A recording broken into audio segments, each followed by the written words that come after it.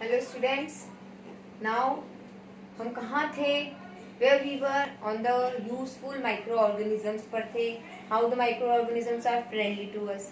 ठीक है, जहाँ पे हमने नेक्स्ट हमको जो टॉपिक स्टार्ट करना है वो है medicinal use of micro organisms, है ना।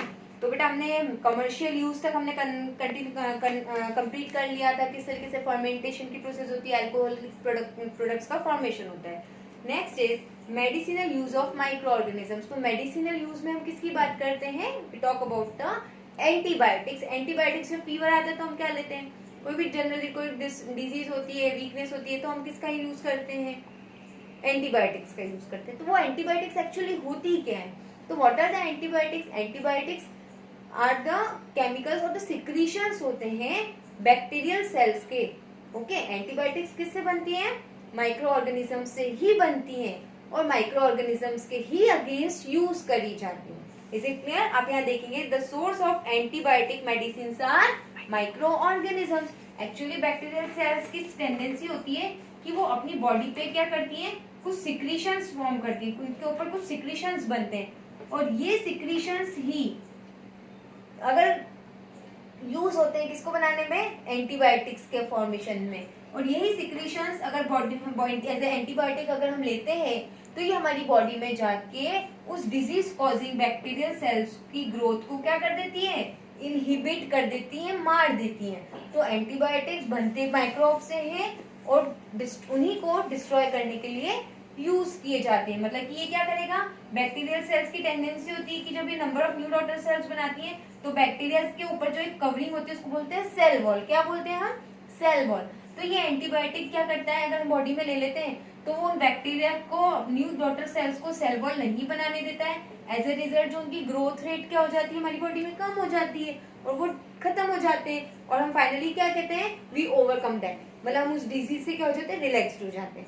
Okay, so these are the antibiotics. Some of the common antibiotics जो हम फंगस और बैक्टीरिया के अगेंस्ट यूज जो बनती है, फंगस से बनती है, कुछ बैक्टीरिया से ज्यादा बनती है। ओके, एंटीबायोटिक्स कुछ ही एंटीबायोटिक्स हैं जो कुछ फंगल डिजीजेस में काम में आती है, बाकी antibiotics only for the bacterial infections के अगेंस्ट यूज में ली जाती है। सो these are the penicillin, streptomycin, erythromycin, kanamycin. They are the various names of antibiotics यहाँ पे हमको given है। Okay, now many antibiotics are also being made synthetically, chemical preparations के through भी अब antibiotics बनने लग गई हैं। Is it clear? So biologically अगर हम देखा जाए तो environment में जो organism microbes present है, they are also helpful for formation of antibiotics. So many points are given. Antibiotics are used to treat the many diseases. यहाँ आप पढ़ेंगे antibiotics are however not effective against the diseases caused by viruses. Yes, viruses क्या होते हैं? Viruses एक connecting link है between living and non-living. तो हम कभी भी antibiotics को वायरल डिसऑर्डर्स में, वायरस होने वाली डिजीजेस में यूज नहीं करते हैं। ओके, क्योंकि उनका अपना जगह अलग फंक्शनिंग होती है वायरसेस की और बैक्टीरिया की फंक्शनिंग अलग अलग होती है। So come to the next point. यहाँ पे आपको सारे पॉइंट्स पढ़ने होंगे। Some of the precautions to be observed in the use of antibiotics. कभी मन से नहीं लेना चाहिए। We don't have to take the antibiotics without the, हाँ, जब तक हमको कोई डॉक्टर एडवाइस ना करें। Next, a person must complete the full course of, और अगर हमको कोई डॉक्टर प्रिस्क्राइब करता है, बताता है, सजेस्ट करता है तो we have to take the full course. हमको उसका फुल कोर्स लेना चाहिए। एंटीबायोटिक शुड नॉट बी जरूरत कि हाँ भाई थोड़े से हाथ पैर दुख रहे हैं, जबकि थोड़ा सा कुछ हुआ रिलैक्सेशन के लिए हम एंटीबायोटिक ले लें। So over use of antibiotics sometimes क्या करता है? नेगेटिव इफेक्ट्स डालता है किस पे? हमारी किडनी पर। आफ्टर सम टाइम क्या होगा? जो किडनी की फंक्शनिंग होती है वो क्या हो जाती है बेटा?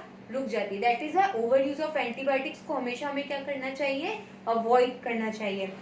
Okay, antibiotics can be use to treat many diseases in animals also. Poultry, birds भी होते हैं, उनके लिए भी हम एंटीबायोटिक्स का यूज करते हैं। तो दिस इज ऑल अबाउट, मैंने किसके बारे में बताया? About the use of micro organisms in medicine, as a medicine. Now one topic more about except the antibiotic, vaccine. Vaccination होता है, पोलियो के लिए छोटे छोटे बच्चों को वैक्सीन दिए जाते हैं। तो वैक्सीन क्या होते हैं? वैक्सीन की बात करते हैं तो वैक्सीन बनते ही माइक्रो ऑर्गेनिज्म से। मीन्स या तो हम क्या करते हैं, किसी बच्चे में कोई जन्म से कोई बीमारी है नहीं लेकिन हम उसको वो टीका लगा देते हैं उस डिजीज का, तो वैक्सीनेट कर देते हैं उसे। तो vaccines are those chemical preparations which are formed by the either the living micro organism और हीट किल्ड माइक्रो ऑर्गेनिज्म। उन्हीं के प्रिपरेशंस होती हैं, उन्हीं की या तो हीट किल्ड प्रिपरेशंस को हम बॉडी में इंजेक्ट करा देते हैं, या फिर हम क्या करते हैं लिविंग सेल्स, लिविंग फॉर्म में होती है वो, या उनको वीकेंड कर दिया जाता है, वीक बना दिया जाता है। तो उनके या तो दो तरीके होते हैं वैक्सीन को लेने के, या तो हम ओरली लेते हैं और may be they are injected. So just read the topic about the vaccine. A vaccine is a special kind of preparation which provides immunity. Main role, what is the main role of vaccines? Vaccines provides the immunity. तो first of all when the vaccines हमारी body में enter करते हैं, क्योंकि हम microbes को ही enter करा रहे हैं एक तरीके से, या तो वो लिविंग कंडीशन में या नॉन लिविंग कंडीशन में, तो सबसे पहले क्या होगा कि हमारी बॉडी में जाके वो हमारी बॉडी को एक्टिवेट करेंगे, बॉडी की सेल्स को, कि हमारी बॉडी उनके अगेंस्ट क्या बनाए, एंटीबॉडीज का उनसे लड़ने के लिए कुछ ऐसी सेल्स, न्यू सेल्स का प्रिपरेशन करें, ताकि इन फ्यूचर अगर हमको वापस वही ऐसा ही ऑर्गेनिज्म कभी हमारी बॉडी को इन्फेक्ट करे, तो हमारी बॉडी के पास ऑलरेडी ऐसी सेल्स हो जो उनके अगेंस्ट उनसे क्या कर सके, फाइट कर सके। Is it clear? So vaccines अपना रोल इस तरीके से प्ले करती हैं।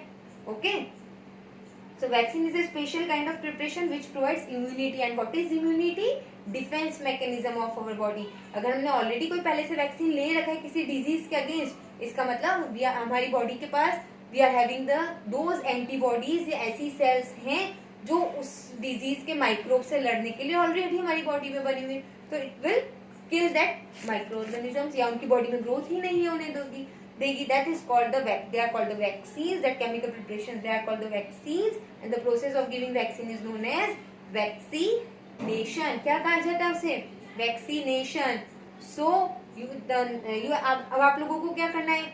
Just read your chapter from the starting till the vaccines. Okay? और लास्ट 2 पॉइंट्स और हैं जो इंक्रीजिंग इन सॉइल फर्टिलिटी। तो माइक्रो ऑर्गेनिजम्स का फंक्शन और क्या होगा बेटा? सॉइल फर्टिलिटी को भी इंक्रीज करते हैं। माइक्रोब्स कुछ हमारी सॉइल में प्रेजेंट होते हैं, मिक्सअप करते हैं, सॉइल में भी न्यूट्रिएंट्स प्रेजेंट होते हैं।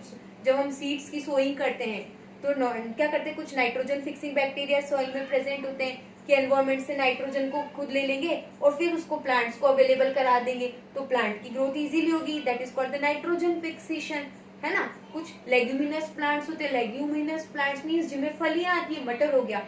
पी प्लांट लेते हैं तो P is a leguminous plant. तो पी क्या फंक्शन क्या है?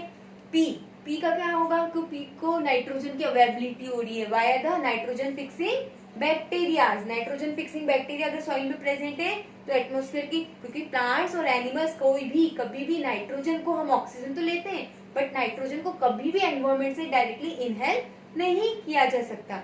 So nitrogen is firstly converted into the usable form and then it is given to the plant. Then उस यूजेबल फॉर्म के बाद ही प्लांट्स उसको क्या कर सकते हैं, एब्जॉर्ब कर सकते हैं। So what happens, firstly that bacteria, तो यहाँ पे माइक्रो ऑर्गेनिजम्स क्या कर रहे हैं, as a bacteria they are, जो बैक्टीरिया प्रेजेंट है, जो माइक्रो ऑर्गेनिज्म सॉइल में प्रेजेंट है, वो एनवायरमेंट से उस पर्टिकुलर केमिकल, उस पर्टिकुलर गैस को क्या करा है, नाइट्रोजन को लेके उसके यूजफुल फॉर्म में कन्वर्ट करा है, ताकि जो प्लांट्स वहां पे ग्रो होंगे वो उसको उस यूजफुल फॉर्म में क्या कर सके, एब्जॉर्ब कर सके। So the next topic is increasing the soil fertility. Means यहाँ पे हमारी सॉइल की फर्टिलिटी भी इंक्रीज हो रही है और प्लांट्स की भी ग्रोथ इजीली अकर होगी। Some of the microorganisms present in the soil can fix the nitrogen gas from the atmosphere to form nitrogen compounds. क्या बनाएंगे, nitrogen compounds. Okay, so the bacteria are called the nitrogen fixers. हम उन bacteria को क्या बोलते हैं, they are called nitrogen fixers. Now the last topic of this जो हमारा चल रहा है हम यूजफुल माइक्रो ऑर्गेनिजम्स में, वो है cleaning the environment. Micro organisms क्या करेंगे, डिकम्पोजिशन में हेल्प करते हैं। समटाइम्स क्या होता है बेटा, किसी भी एनिमल की डेथ होगी, ओके, किसी फील्ड में है वो उसकी डेड बॉडी। अब नाउ सम माइक्रो आपने ऑब्जर्व किया होगा, कुछ माइक्रोब्स होते हैं, आप देखते हो आफ्टर सम टाइम माइक्रोब्स उसकी बॉडी पे ग्रोथ कर जाते हैं और कुछ टाइम बाद हमको ओनली उसका स्केलेटन, हमको ओनली उसकी बोन्स नजर आती है। बट अगर ये माइक्रोब्स नहीं होंगे तो क्या होगा, स्मेलिंग होगी, फॉल्स स्मेलिंग आएगी, means number of diseases will spread, है ना। सो दे आर ऑल्सो हेल्पफुल, मतलब वो क्या कर रहे हैं, यहाँ पे जो माइक्रोब्स हैं दे आर कॉल्ड सेप्रोट्रॉप्स। ये क्या है, उस डेड ऑर्गेनिज्म के ऊपर ग्रोथ कर रहे हैं, उससे अपना फूड जो भी न्यूट्रिशन है वो ले रहे हैं, और बदले में क्या कर रहे हैं, उसकी बॉडी की क्लीन अप कर रहे हैं, उसके ओनली जो रिमेनिंग बोन्स है वो रह जाएंगे. So in that way they are also cleansing the our environment. So that is why this decomposer, this type of microbes are also helpful. They are helpful in our environment क्योंकि वो dead and decayed micro body पे से क्या करते हैं, उनका nutrition ले लेते हैं. So since microorganism decomposes the harmful and the smelly dead remains of the plants हो या चाहे animals हो. Okay, animal waste के लिए भी बात करें तो into the harmless material and they clean the environment.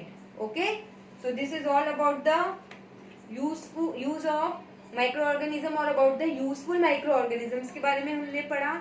I am giving you one day just to read the chapter till the end of environmental cleaning, how the microbes are useful in for environment, cleaning the environment, 6th point, so that after the one day, okay, I will start the next topic, harmful microorganisms. Thank you.